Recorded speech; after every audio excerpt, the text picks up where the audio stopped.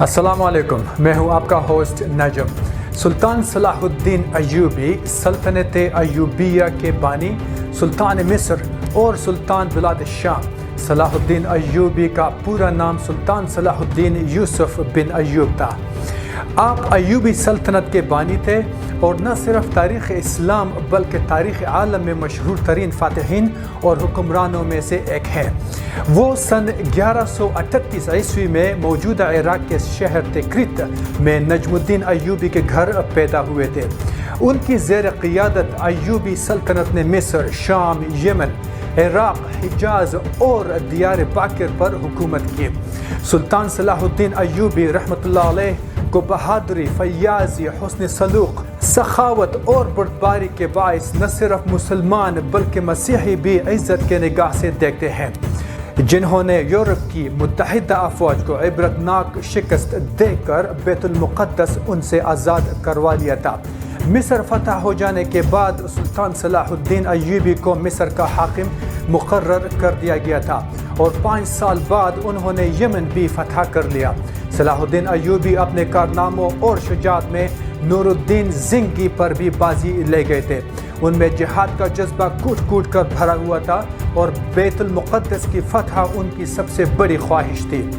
مصر کے بعد سلطان صلاح الدین نے شام، موصل اور حلب فتح کر کے اپنی سلطنت میں شامل کر لیے۔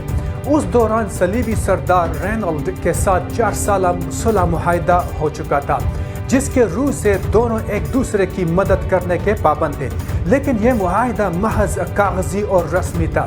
صلیبی بدستور اپنے اشتعال انگیزیوں میں مصروف تھے اور مسلمانوں کے قافلوں کو برابر لوٹ رہے تھے۔ اگر آپ نے اس چینل کو ابھی تک سبسکرائب نہیں کیا تو پلیز سبسکرائب اور لائک کر لیں تاکہ آپ کو دلچسپ معلومات ملتی رہے۔ سن 1186 عیسوی میں مسیحیوں کی ایک ایسے ہی حملے میں رینالڈ نے یہ جسارت کی کہ وہ دیگر مسیحی امراء کے ساتھ مدینہ منورہ پر حملے کی غرض سے حجاز مقدس پر حملہ آور ہوئے۔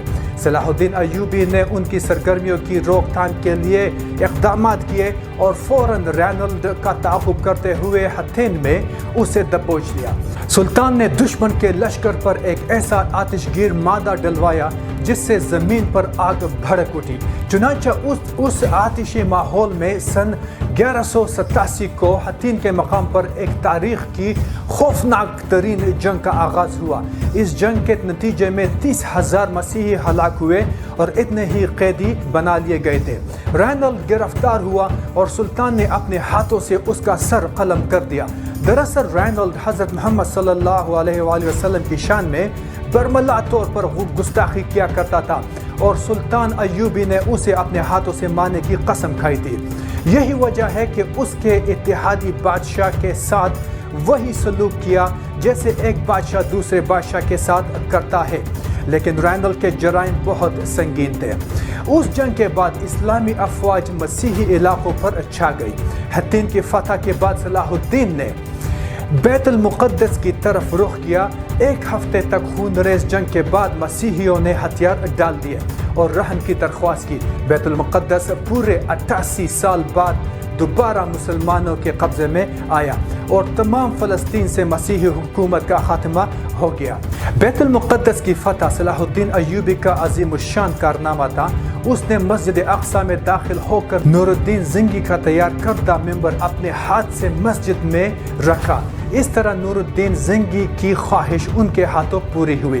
صلاح الدین ایوبی نے بیت المقدس میں داخل ہو کر وہ مظالم نہیں کیے جو اس شہر پر قبضے کے وقت مسیحی افواج نے کیے تھے۔ صلاح الدین ایوبی ایک مثالی فاتح کے حیثیت سے بیت المقدس میں داخل ہوئے۔ انہوں نے زر فدیہ لے کر مسیحی کو پروٹیکشن فراہم کی اور جو غریب فدیہ ادا نہیں کر سکے ان کے فدیہ کی رقم صلاح الدین ایوبی اور ان کے بھائی ملک عادل نے خود ادا کی۔ بیت المقدس پر فتح کے ساتھ یروشلم کی وہ مسیحی حکومت بھی ختم ہو گئی جو فلسطین میں قائم تھی۔ اس کے بعد جلد ہی سارا فلسطین مسلمانوں کے قبضے میں آ گیا۔ بیت المقدس پر تقریباً 761 سال مسلسل مسلمانوں کی حکومت رہی۔ جب بیت المقدس پر قبضے کی خبر یورپ پہنچی تو سارے یورپ میں کوہرام مچ گیا، ہر طرف لڑائی کی تیاریاں شروع ہونے لگی۔ جرمنی، اٹلی، فرانس اور انگلینڈ سے فوجیں فلسطین کی طرف روانہ شروع ہو گئی۔ انگلستان کے کنگ رچرڈ اور فرانس کے بادشاہ فلپ آگسٹس اپنی اپنی فوجیں لے کر فلسطین پہنچے۔ یورپ کی اس متحدہ فوج کی تعداد 6 لاکھ تھی۔ جرمنی کا بادشاہ فریڈرک باربروسا بھی اس مہم میں ان کے ساتھ شامل تھا۔ مسیحی دنیا نے اس قدر لاتعداد فوج ابھی تک فراہم نہیں کی تھی۔ یہ عظیم الشان لشکر یورپ سے روانہ ہوا اور عکا کی بندرگاہ کا محاصرہ کر لیا۔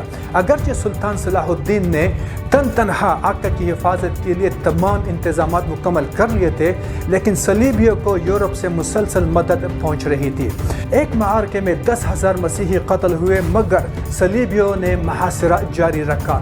چونکہ کسی اور اسلامی ملک نے سلطان صلاح الدین کی طرف دست تعاون نہیں بڑھایا تھا، اس لیے صلیبی ناکہ بندی کی وجہ سے اہل شہر اور سلطان پورے کوشش کے باوجود مسلمانوں کو کمک نہ پہنچا سکے۔ تنگ آ کر اہل شہر نے امان کے وعدے پر شہر کو مسیحیوں کے حوالے کر دینے پر آمادگی ظاہر کی۔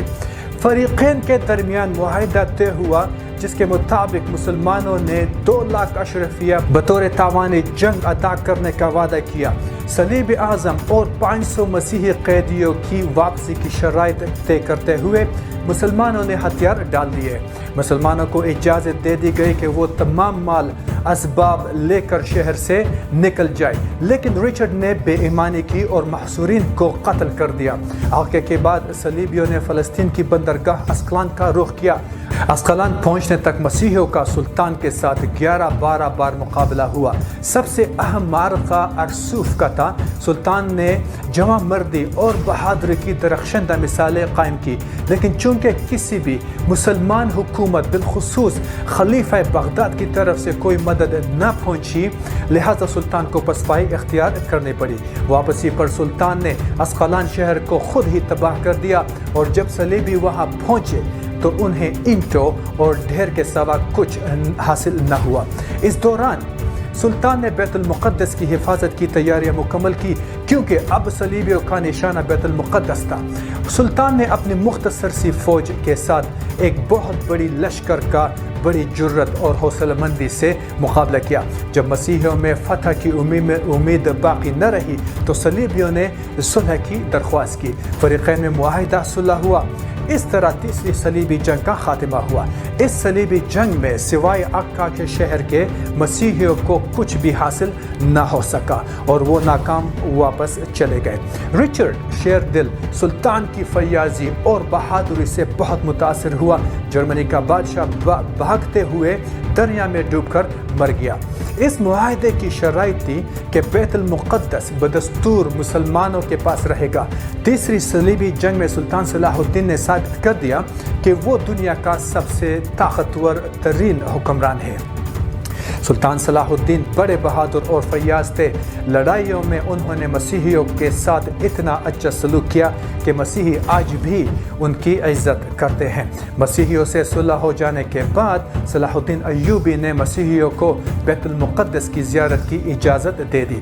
اجازت ملنے پر یورپ کے زائرین جو برسوں سے انتظار کر رہے تھے، اس کثرت سے ٹوٹ پڑے کہ شاہ رچرڈ کے لیے انتظام قائم رکھنا مشکل ہو گیا تھا، اور اس نے سلطان سے کہا کہ وہ ان کی تحریر اور اجازت نامے کے بغیر کسی کو بھی بیت المقدس میں داخل نہ ہونے دے۔ سلطان نے جواب دیا، زائرین بڑی بڑی مسافتیں طے کر کے زیارت کی شوق سے آتے ہیں، ان کو روکنا مناسب نہیں ہے۔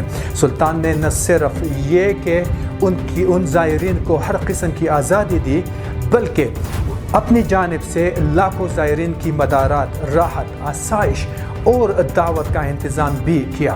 سلطان صلاح الدین کا غیر مسلموں سے سلوک عین اسلامی تعلیمات کے مطابق تھا۔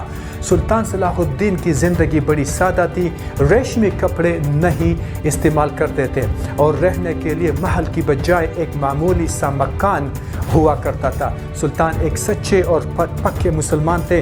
قاہرہ پر قبضے کے بعد جب آپ نے فاطمی حکمرانوں کے محلات کا جائزہ لیا تو وہاں سے بے شمار جواہرات اور سونے چاندی کے برتن جمع تھے۔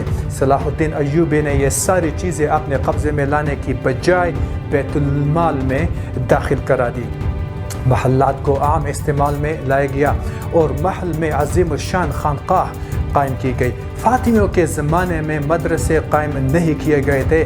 شام میں نور الدین زنگی کے زمانے میں مدرسے اور شفاخانے قائم ہوئے، لیکن مصر ابھی تک محروم تھا۔ سلطان صلاح الدین نے یہاں کثرت سے مدرسے اور شفاخانے قائم کیے۔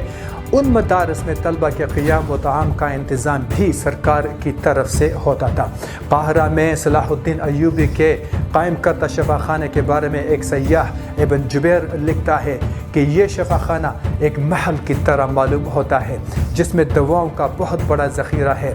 اس نے عورتوں کے شفاخانے اور پاگل خانے کا بھی ذکر کیا ہے۔ صلاح الدین ایوبی غوریہ کے حکمران شہاب الدین غوری اور مراکشی حکمران یعقوب المنصور کا ہم عصر تھا، اور بلا شبہ یہ تینوں حکمران اپنے وقت میں دنیا کے عظیم ترین حکمرانوں میں سے تھے۔ 589 ہجری میں سلطان صلاح الدین ایوبی انتقال کر گئے۔ انہیں شام کے موجودہ دارالحکومت کے مسجد امیہ کے نواح میں سپرد خاک کیا گیا ہے۔ صلاح الدین نے کل 20 سال تک حکومت کی۔ ان کی موت کا دن مسلمانوں کے لیے اتنا تکلیف دہ تھا کہ ایسا تکلیف دہ دن اسلام اور مسلمانوں پر خلفائے راشدین کی موت کے بعد کبھی نہیں آیا تھا۔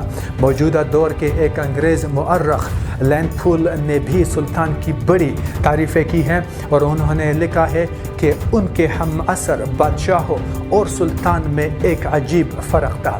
بادشاہوں نے اپنے جاہ و جلال کے سبب عزت پائی، اور سلطان نے عوام سے محبت اور ان کے معاملات میں دلچسپی لے کر ہر دل عزیزی کی دولت کمائی۔ صلاح الدین ایوبی کی قائم کردہ حکومت ان کے والد نجم الدین ایوب کے نام پر ایوبی کہلاتی تھی۔